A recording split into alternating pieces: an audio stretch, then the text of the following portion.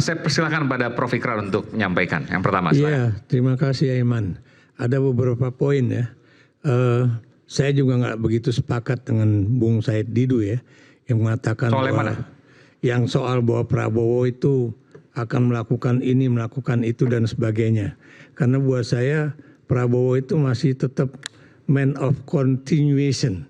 Dia tidak pernah menginginkan adanya suatu perubahan yang secara drastis ya, berbeda dengan Jokowi. Saya beri contoh misalnya ya, kalau memang dia akan melakukan sesuatu yang berbeda dengan Jokowi, dia harusnya menyiapkan seorang calon pengganti Kapolri itu yang usianya nggak terlalu muda ya. Sekarang coba Anda bayangkan ya, kalau nggak salah tuh umurnya masih 52.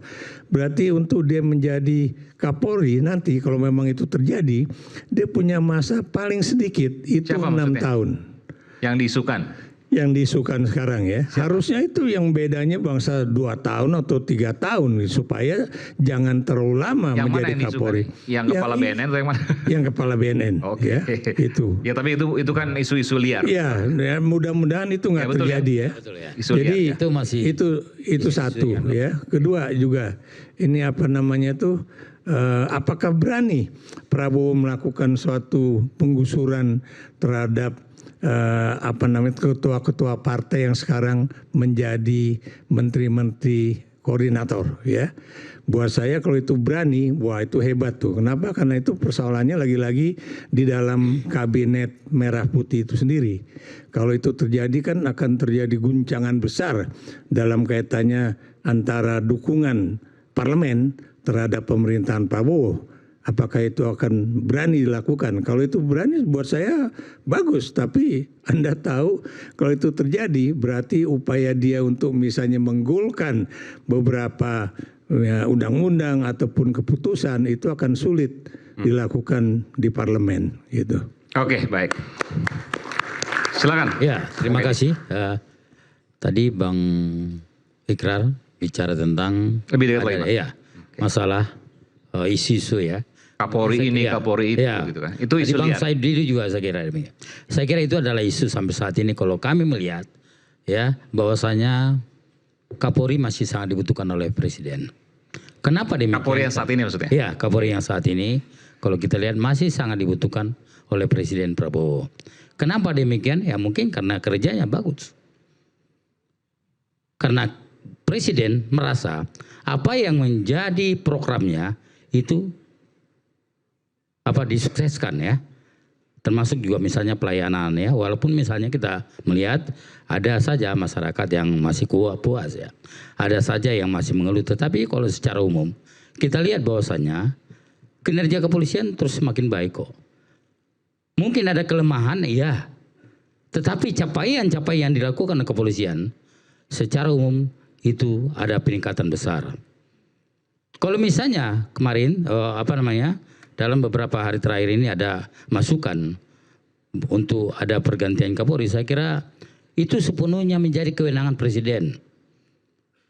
Tidak ada aturan di dalam undang-undang bahwasanya usia seorang Kapolri itu di dalam masa jabatannya tidak kecuali pensiun ya, kecuali pensiun itu 58 tahun sesuai undang-undang. Tetapi berapa tahun tentu itu sepenuhnya menjadi kewenangan Presiden. Sampai saat ini kalau kita lihat apa yang menjadi penilaian daripada Presiden terhadap Kapolri, kalau kita lihat sampai saat ini masih sangat positif. Oke, baik. Silakan Bung Said.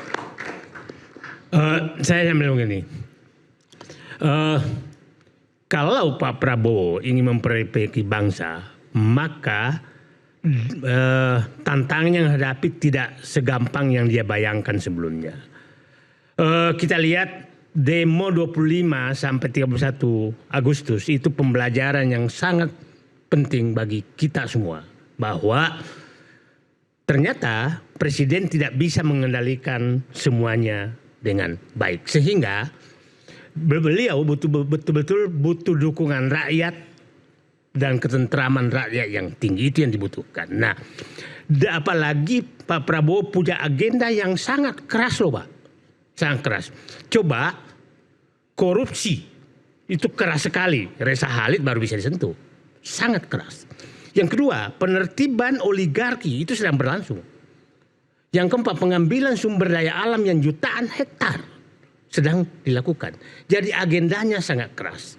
Agenda yang sangat keras dengan cita-cita yang bagus itu dibutuhkan tim yang depresidenmen. Nggak boleh ada namanya orang setengah-setengah di situ. Karena kalau enggak itu bocor.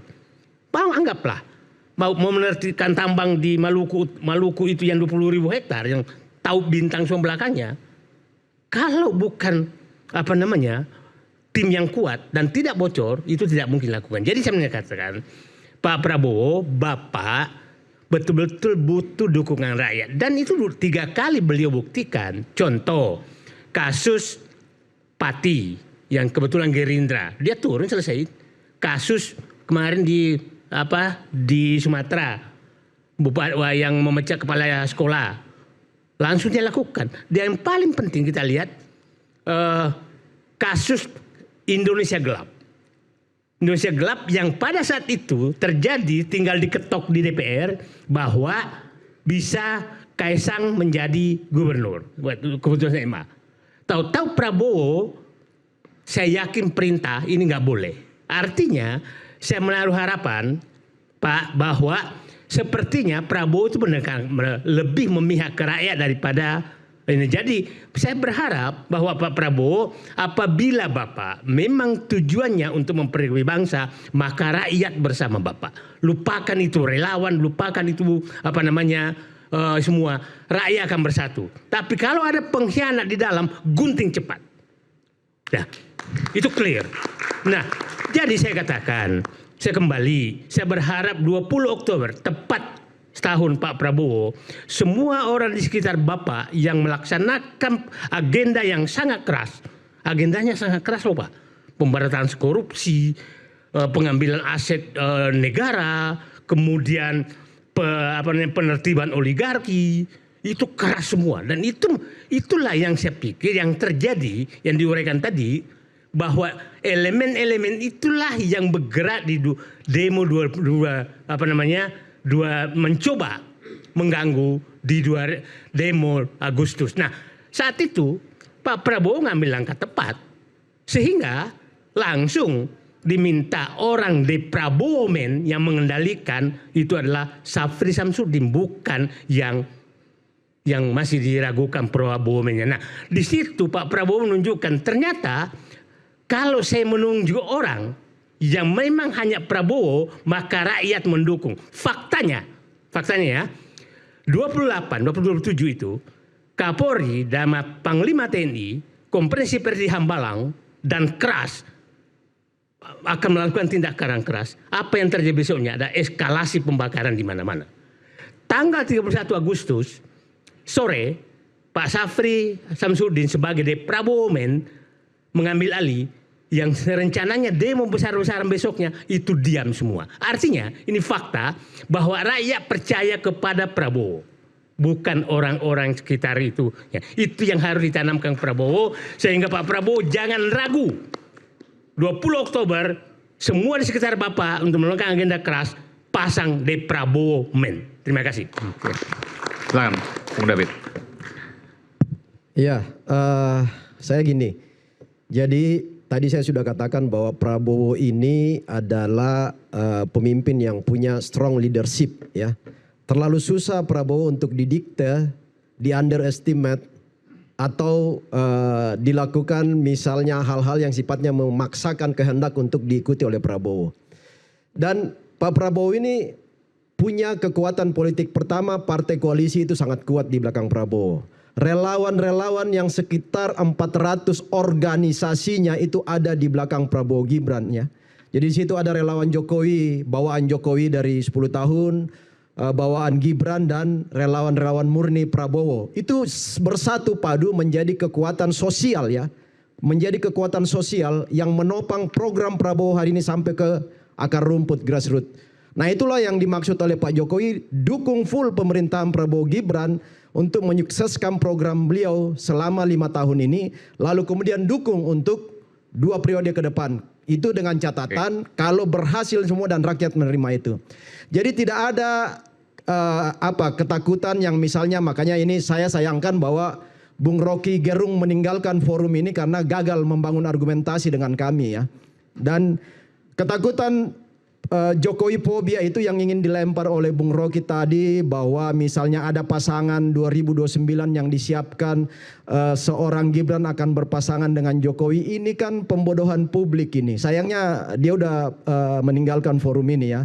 Nggak gentle juga saya lihat, karena harusnya kita berdebat, membangun diskursus yang sehat untuk memberi pendidikan politik bagi anak-anak bangsa, bagi adik-adik mahasiswa, bagi para aktivis muda untuk menempatkan alam berpikir yang clear dan tuntas bahwa republik ini harus dibangun berdasarkan argumen-argumen hukum yang kuat, argumen politik yang kuat. Kita tidak dibodohi oleh kebohongan-kebohongan yang terus-menerus diulang, kemudian diyakini seolah-olah itu menjadi kebenaran pada suatu saat.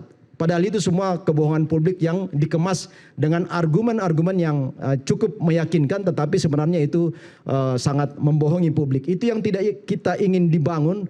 Karena ketika itu dipercaya oleh adik-adik mahasiswa, oleh para aktivis, oleh masyarakat bawah, maka pemerintahan ini akan susah melaksanakan program selama 5 tahun ini. Kita lihat kasus 25-28 Agustus dengan demo besar itu adalah tanda-tanda bahwa terjadi eskalasi di tingkat bawah yang sebenarnya pada satu sisi aspirasi mereka memang belum direspon secara positif ketika itu ya. Tetapi dengan adanya langkah politik Presiden Prabowo, saya pikir semua itu sebagian besar sudah terjawab. Apa yang menjadi realitas pergantian kabinet juga sebagian itu adalah jawaban terhadap aspirasi masyarakat bahwa ada yang belum tuntas di tingkat bawah. Itu baru 10 bulan. Kita lihat bagaimana kebijakan Prabowo ke depan yang ditopang oleh partai politik koalisi, ditopang oleh relawan, dan Pak Jokowi selalu angkat topi untuk memberikan keleluasan kebijakan politik Pak Prabowo. Kami mendukung kebijakan-kebijakan Prabowo Gibran ke depan. Baik. Saya pikir itu. Makasih. Silakan Bung Rey, jangan terlalu panjang, silakan. Oke. Saya kan udah berulang kali mengatakan bahwa setelah pertemuan Bu Mega dengan Pak Prabowo itu, yang terjadi ada semacam perubahan haluan dari Pak Prabowo yang melihat masa depan politiknya itu bersama dengan Ibu Mega gitu. Maka saya mengatakan pertemuan itu menggambarkan Mega adalah masa depan, Jokowi adalah masa lalu. Tindakan Pak Prabowo meresapel beberapa menteri yang selama ini dekat dengan bekerja sama dengan Pak Jokowi juga adalah salah satu indikator itu. Banyak sekali kegiatan-kegiatan yang sifatnya kenegaraan tetapi terlihat terpisah antara presiden dengan Gibran juga menunjukkan hal itu. Mungkin karena tanda-tanda itu dibaca oleh Pak Jokowi, maka tiba-tiba Pak Jokowi berbicara soal dukungan 2 periode terhadap Pak Prabowo, karena Pak Jokowi mungkin sudah membaca ada gejala yang cukup kuat bahwa seolah-olah Jokowi tidak memiliki konsistensi untuk mendukungnya selama 2 periode gitu. Atau sebaliknya Pak Jokowi merasa bahwa memang kalau ini terus-menerus dibiarkan akan terjadi pemisahan politik antara Pak Prabowo dengan Pak Jokowi. Maka dan oleh karena itulah Pak Jokowi mengungkapkan bahwa kami mendukung 2 periode Prabowo Gibran, yang tentu kita tahu komposisinya kayak apa. Apakah Prabowo Gibran atau Gibran Prabowo, kita belum juga tahu tuh di masa yang akan datang gitu. Nah, oleh karena itu di satu segi memang ada konsolidasi politik yang dilakukan oleh Pak Prabowo yang menempatkan orang-orangnya yang ia yakin 100% akan bersama dia gitu. Nah, kenapa tidak ada keyakinan itu terhadap katakanlah misalnya beberapa orang yang direshuffle ini? Karena cara pandangnya secara umum menurut saya adalah misalnya kalau kita kaitkan dengan Pak Jokowi, bagaimana saya menempatkan keyakinan kepada Pak Jokowi akan selalu bersama saya kala Pak Jokowi sendiri di ujung kekuasaannya justru berbeda dengan PDI Perjuangan. Partai yang membesarkannya dari nol, memberi bukan saja kepada dirinya, kepada anaknya, kepada menantunya, tempat yang cukup layak di partai itu, lalu di ujungnya ia menyatakan berbeda dengan partai itu. Dan kepergiannya amat tragis. Yang menurut saya, mungkin di kita semua nggak pernah membayangkan situasi itu akan pernah dilakukan oleh orang yang kata mereka sangat punya etik itu gitu. Di mana etiknya? Tentu itu semua direkam orang. Jangan dibayangkan bahwa itu dilupakan orang. Seperti kita mengatakan, bagaimana saya bisa mempercaya Anda? Orang yang membesarkanmu saja Anda bisa tinggalin kok. Apalagi saya yang ketemunya karena kepentingan. Itu kira-kira. Nah itu satu yang saya mau katakan. Nah oleh karena itu satu segi mungkin sangat beralasan, sangat bisa dipahami juga kalau terjadi upaya yang kita sebutkan tadi itu, dejokowisasi di lingkungan kekuasaannya Pak Prabowo gitu. Nah yang kedua saya mau bicara soal kepolisian tadi ya. Jelas pembentukan tim reformasi polisi yang dilakukan secara internal itu gaya-gayaannya Pak Kapolri. Karena sudah nggak dibutuhkan. Kenapa nggak dibutuhkan? Karena sudah dibentuk oleh presiden. Ini kan dibentuk di eksternal nih. Karena di dalam internal polisinya seperti nggak ada kemauan untuk melakukan reformasi. Teriakan reformasi ini sudah dilakukan ulang berapa puluh tahun, Pak Igrar ya. Saya catat sendiri. Saya udah berbicara tentang pentingnya reformasi polisi itu sejak tahun 2012. Saya udah bicara tuh. Artinya sudah 13 tahun kita berjuang supaya terjadi reformasi institusi polisi.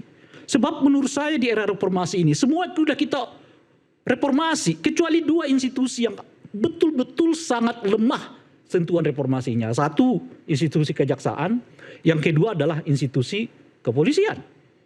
Tapi begitu peristiwa ini terjadi, Presiden mengatakan akan membentuk tim reformasi, polisi buru-buru melakukan pembentukan sendiri. Itu mengada-ada namanya, nggak dibutuhkan lagi sebetulnya gitu. Nanti kalau dibutuhkan mereka, ya tinggal dipanggil sebagai masukan kepada tim ini. Nah, oleh karena itu saya menyarankan kepada Presiden untuk membuat semacam kriteria calon tim reformasi ini. Pertama, sama sekali tidak melibatkan orang per orang dari kepolisian, baik yang sedang menjabat maupun yang purnawirawan gitu. Karena yang mau dibuahin itu mereka. Ya, karena mereka lah ada ide soal perubahan gitu. Karena kita mau dibilang ada tingkat kepuasan segini-segini Bung Edi, kalau ada kepuasan nggak ada teriakan orang supaya polisi itu direformasi. Nggak ada itu peristiwa 28 di mana banyak sekali kantor polisi yang didatangi oleh massa dengan tindakan yang di luar dugaan kita gitu. Karena itu menunjukkan real kejengkelan publik terhadap polisi gitu. Nah jadi angka-angka yang selama ini menunjukkan ada tingkat kepuasan macam-macam, enggak kejadian tuh di 28 itu, enggak kelihatan angka-angka itu di mana. Kalau enggak kan enggak begitu masanya gitu kira-kira tuh. Nah yang kedua, syarat yang kedua adalah tidak memiliki masalah hukum khususnya yang berkaitan dengan kepolisian gitu. Dan yang ketiga adalah tidak sedang memiliki kerjasama dengan institusi polisi baik bersifat individual maupun bersifat institusional. Yang keempat, tidak datang dari berbagai kalangan tapi di luar TNI, polisi dan PNS. Dan yang kelima, saya kira penting berbagai elemen masyarakat yang masuk ke dalam struktur ini atau tim ini. Pertama dari disiplin ilmu pengetahuan yang berbeda, kedua ahli hukum pidana, ketiga ahli hukum tata negara, ahli administrasi, ahli pertahanan dan keamanan, pegiat hak asasi manusia, pakar demokrasi, ahli anti korupsi dan ahli ilmu sosial. Kira-kira 10 orang yang bisa kita masukkan ke dalam tim reformasi untuk mengubah reformasi polisi secara total pada 3 aspek. Institusional, struktural, dan kultural. Sehingga dengan begitu polisi kita yang sekarang ini, yang tadi Pak Ikram mengatakan istilah parcok itu muncul di era yang sekarang ini. Gitu. Sebelum-sebelumnya nggak kita kenal tuh namanya parcok gitu. Nah, dapat diubah kembali untuk menjadi polisi idaman di masa yang akan datang. Tapi syarat pertama dari reformasi polisi adalah mencopot Kapolri yang sekarang. Cukup. Oke, baik. Silakan. Ya, terima kasih Bang Eman.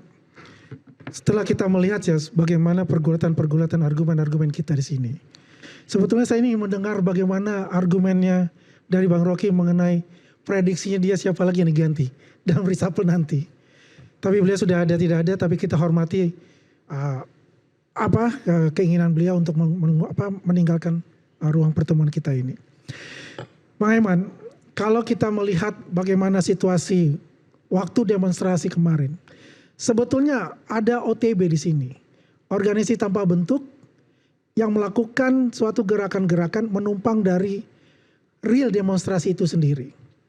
Dan OTB ini adalah hasil dari pergulatan-pergulatan elit-elit politik. Ya, tidak bisa ditentukan seperti apa bentuknya, karena ini organisasi tanpa bentuk.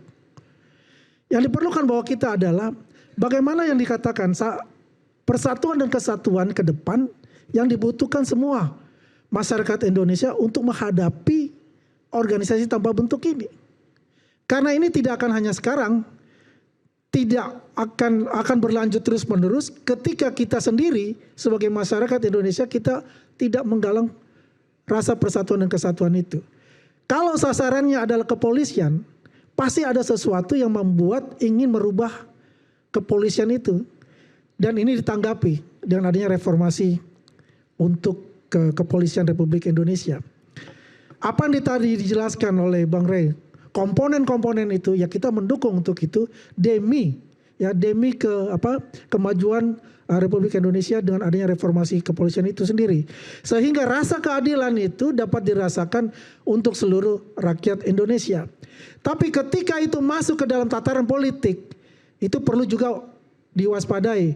Karena ini adalah bisa jadi alat kekuasaan, bukan sebagai alat negara yang untuk mengangkat rasa keadilan sehingga keadilan itu bisa dirasakan oleh seluruh rakyat Indonesia.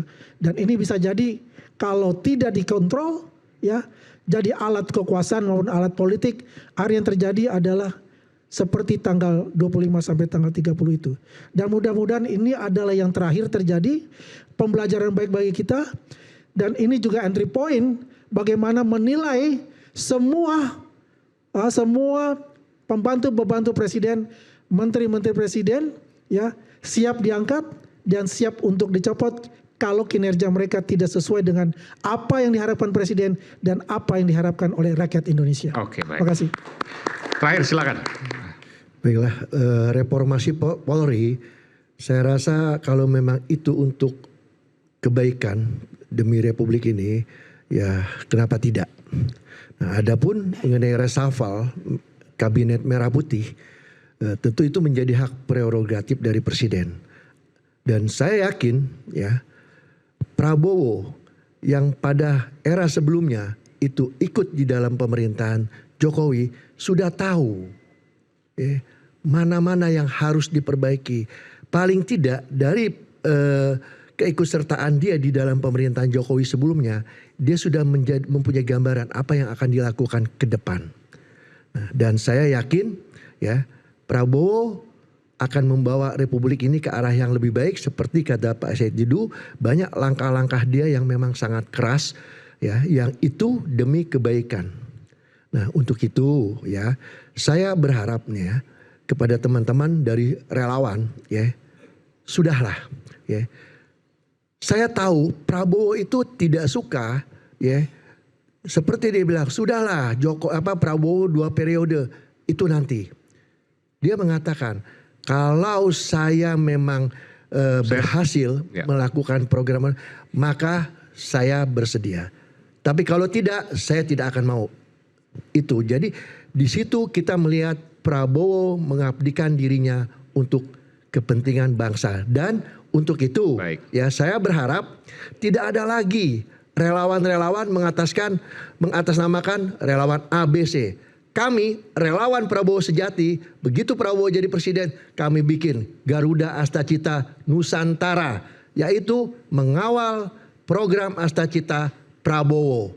Jadi itu saya harap bubar semua relawan, jangan lagi mengkultuskan. Ya. Karena justru bukan itu orang tapi program lah gitu. Ya, kalau kami program Pak, jadi kami tidak mau lagi pakai relawan Prabowo, tapi Garuda Astacita Nusantara. Ya, kenapa? Karena kita tidak mau mengkultuskan. Itu saja. Terima kasih. Terima kasih.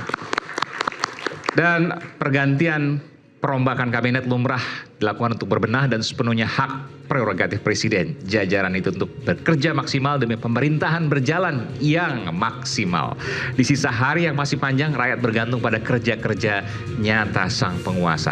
Berjuta pasang mata memantau dan kritik publik tak bisa dibungkam. Saya Aiman Wicaksono, sampai jumpa di Rakyat Bersuara berikutnya. Salam.